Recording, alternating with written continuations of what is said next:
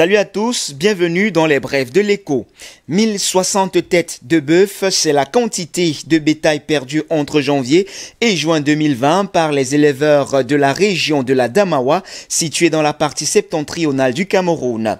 Ce bilan, fruit des actes de vol perpétrés aussi bien par les délinquants nationaux qu'étrangers, vient donc d'être dressé par l'Association pour le développement socio-culturel des Mbororo du Cameroun, en abrégé Mboskuda. À en croire cette association, les Mbororo, qui sont une communauté d'éleveurs nomades éparpillés sur le territoire camerounais, le manque à gagner causé aux éleveurs par des voleurs de bétail au premier semestre 2020 s'élève à environ 265 millions de francs CFA. Les 1060 têtes de bœuf qui figurent dans notre rapport sont les cas qui ont été déclarés dans nos bureaux par les propriétaires, c'est-à-dire les victimes. La vérité est que tous les cas de vol de bétail n'ont pas été déclarés, fait ainsi remarquer Adamou Fouraï, le secrétaire général du bureau régional de Mboskuda pour la Damawa, qui laisse ainsi entendre que la facture est certainement plus élevée. Pour rappel, dans la partie septentrionale du Cameroun, grand bassin de production de viande bovine dans le pays, les éleveurs sont depuis longtemps la cible des voleurs de bétail et autres preneurs d'otages.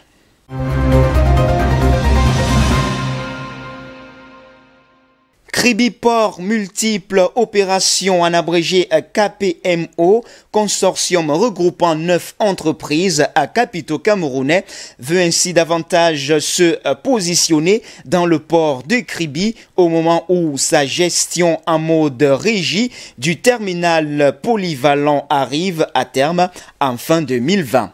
Reçu donc en audience par le ministre des Transports le 26 août dernier, Gabriel Manimbem et Alain-Claude Atanganazang, respectivement président du conseil d'administration et directeur général de KPMO, ont présenté leur ambitieux plan d'investissement qui repose sur deux chantiers majeurs. Le premier projet porte sur la construction d'un terminal minéralier avec 2 postes à quai de 350 mètres chacun, pouvant embarquer jusqu'à 100 millions de tonnes de marchandises par an. En collaboration avec son partenaire Avima Iran Or Limited, le consortium, à savoir Transimex, APM, Groupe 2M, SAPEM, Star, Outsourcing, propose des investissements sur fonds propres sans endettement de l'État de 1568 milliards de francs CFA. Dans son plan d'affaires,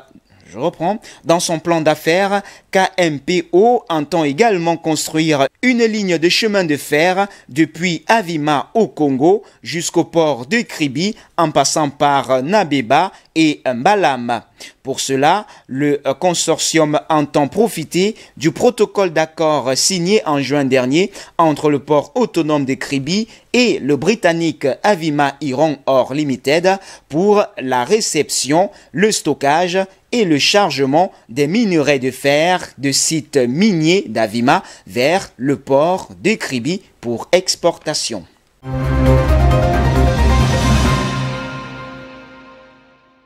Et puis 975 francs CFA, c'est le prix maximum auquel est cédé le kilogramme de fèves de cacao en ce début de mois de septembre 2020 au Cameroun. Selon les données compilées par le système d'information des filières, en abrégé le CIF. Ce dispositif permet de communiquer en temps réel les prix aux producteurs dans l'optique de doper leur capacité de négociation face aux acheteurs. Le prix actuel est en légère augmentation de 25 francs CFA par rapport au maximum de 950 francs CFA accepté par les producteurs tout au long du mois d'août 2020. Cette embellie survient alors que la saison des pluies bat son plein dans le pays avec pour conséquence un accès difficile au bassin de production de fèves. Au demeurant, la rémunération des producteurs camerounais demeure moins intéressante que les 1000 francs CFA le kilogramme affiché par la courbe des prix sur la période d'un an allant du premier trimestre 2019 au premier trimestre 2020.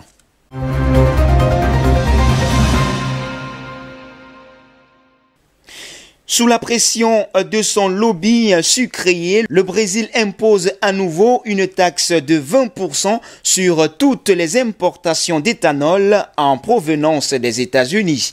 Les relations se tendent entre le président Trump et Bolsonaro sur fond d'enjeux électoraux. Le président brésilien avait jusqu'au 31 août minuit pour reconduire le quota hors taxe qui bénéficiait aux importations d'éthanol de maïs des États-Unis d'Amérique. Mais Jair Bolsonaro n'a pas levé le petit doigt. Ce quota d'agrocarburants américains est donc caduc. Il y a pourtant un an, le dirigeant brésilien avait à la dernière minute élargir ce quota hors taxe à 700 millions de titres afin bien sûr de satisfaire les États-Unis. Cela avait provoqué le tollé de l'industrie brésilienne du sucre et de l'éthanol. Mais il semble loin le temps où Jair Bolsonaro cherchait à tout prix à s'attirer l'amitié de Donald Trump. Entre-temps, il y a eu la crise du coronavirus. La consommation de carburant et donc l'éthanol s'est effondrée aux États-Unis comme au Brésil. Chacun cherche donc à préserver son marché intérieur et à exporter ses excédents.